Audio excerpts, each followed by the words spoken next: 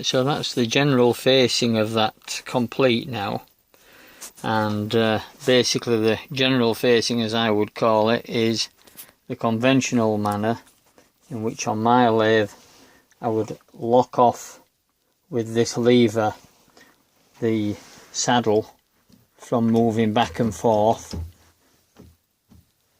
Lock it off like that, and now as much force as I put on the hand wheel, the carriage won't move back. On this occasion now we're going to put the dome, if you like, on the end of the buffer. So I'm taking the lock off so that the main carriage can move back and forth along the lathe.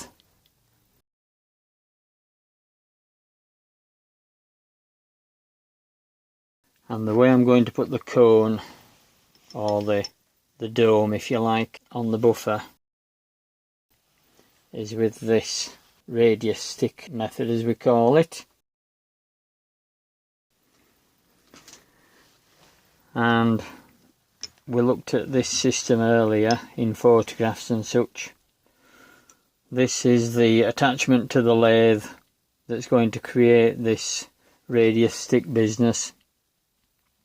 Now this is clamped to the lathe bed underneath here and underneath on the back on the other side there, but it's not really clamped sufficiently to cope with the exerted pressures that are used in this particular instance. So I've had to put this other rod in here, which is bracing against the lathe headstock itself, so that then stops this thing swivelling and pushing back. So on the top slide, if you recall, we made a little pinprick which is there, and the point goes into the pinprick, and then we roll the carriage forward until this end goes into there, and that bar then becomes supported between the two. So I'll just do that now and then we'll come back. Right, so there's the radius bar suspended between the 2 points, which we're going to put the radius on the end of this buffer. So let's have a look at the process without the machine running.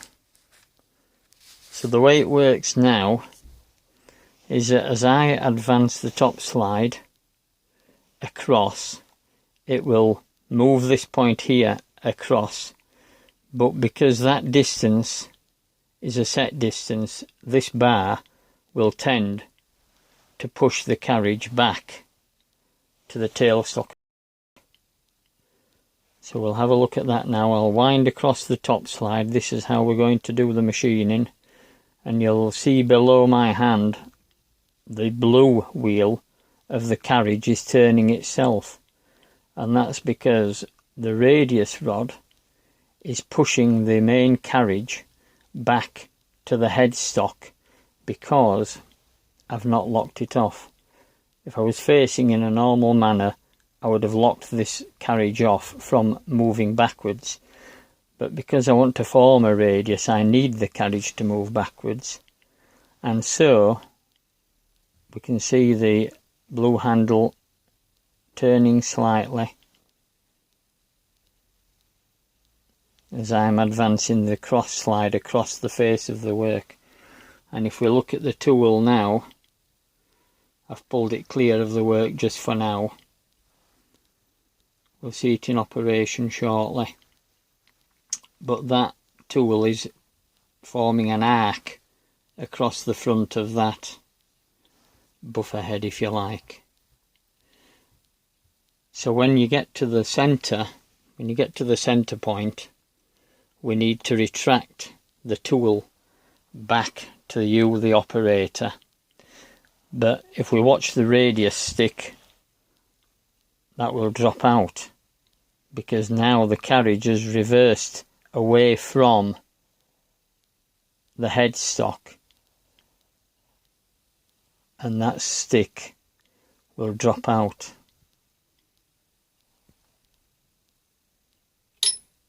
And that's what happens. So as you're winding this back with your other hand, I apply pressure this way towards the headstock.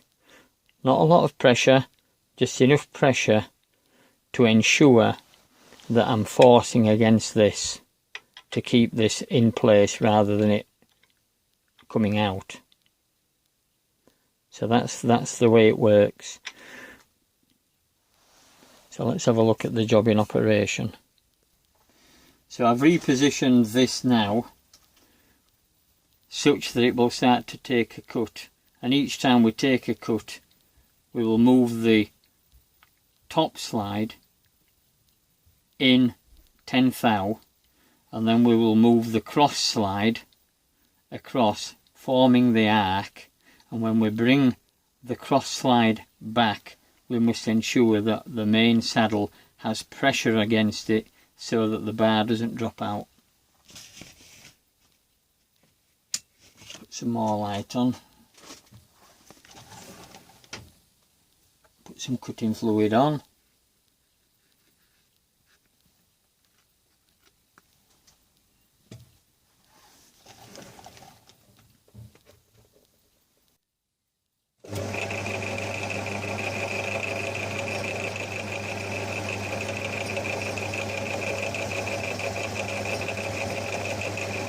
Tool cuts and then goes into no man's land, so it's time to withdraw the tool. So I'm winding the top slide back and keeping pressure now on the carriage toward the headstock. So I'm putting another 10 thou on the top slide. Now I'm winding in the cross slide. Taking a 10 thou cut on the radius.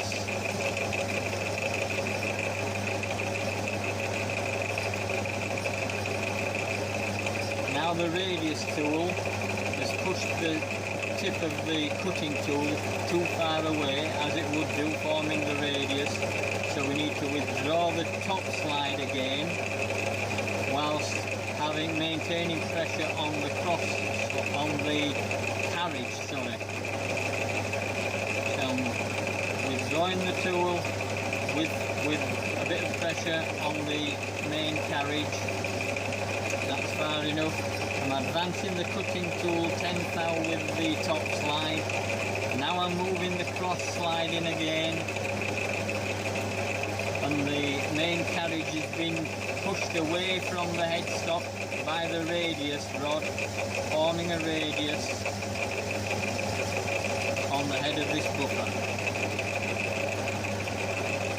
Now it's not cutting anymore, so it's time to withdraw the tool while maintaining a bit of pressure on the main carriage toward the headstock, otherwise the rod would fall out. Putting another 10 thou onto the top slide, winding in the cross slide. The radius rod is pushing the main carriage away, and again it will form the radius.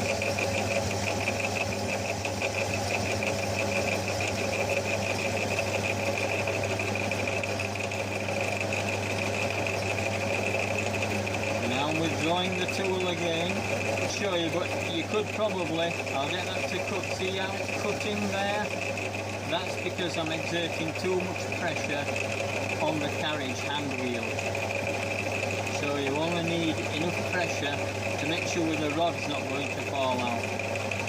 If when you get down to finished size and you put too much pressure on, you will tend to cut into and ruin the face that you're trying to produce. So I'm putting another 10,000 on, 10 thou cut. That was on the top slide. Now I'm winding the cross slide in.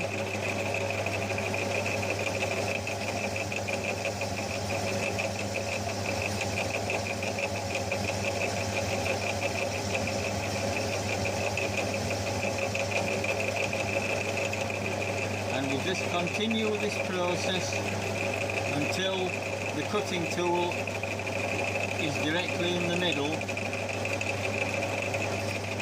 of your workpiece.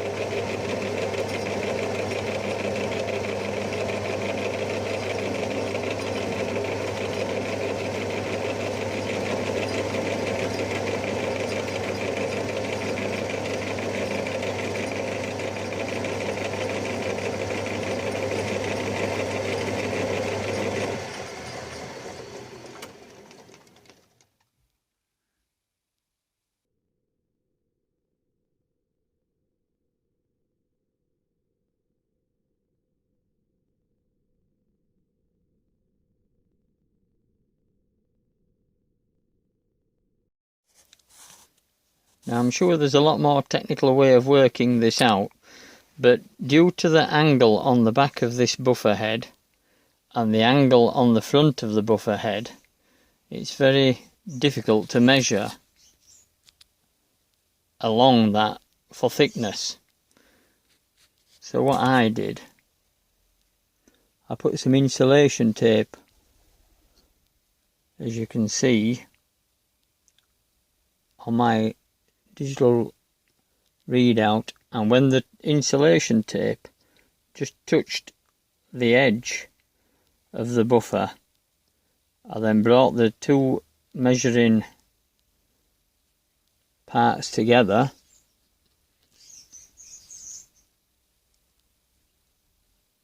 that would be somewhere near what I would be looking for. So if we came across then to the lathe and we tried that on there, we would see that we're still up on our measurement 111. So if I drop it to when the tape just touches the outer edge, so we're at 157, 151. So we need some more to come off.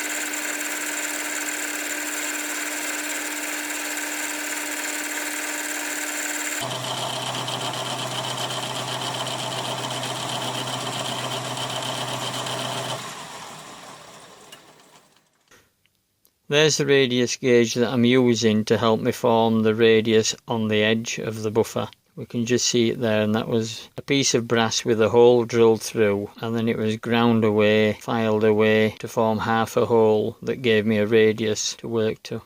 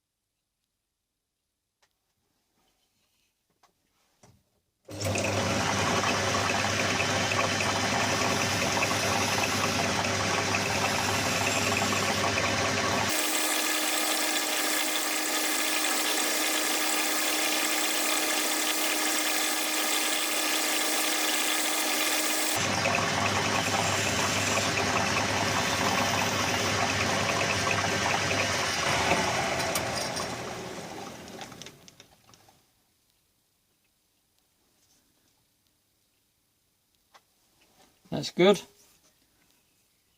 Quick polish now with some emery cloths and wire wool, and we're happy.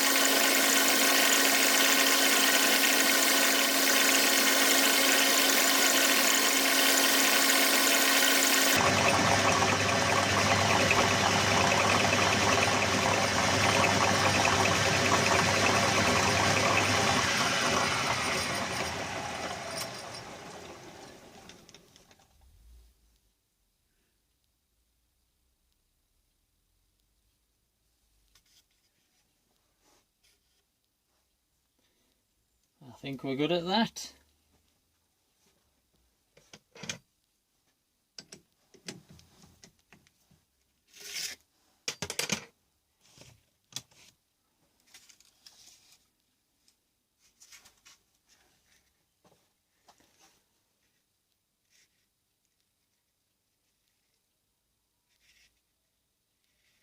That's reasonable.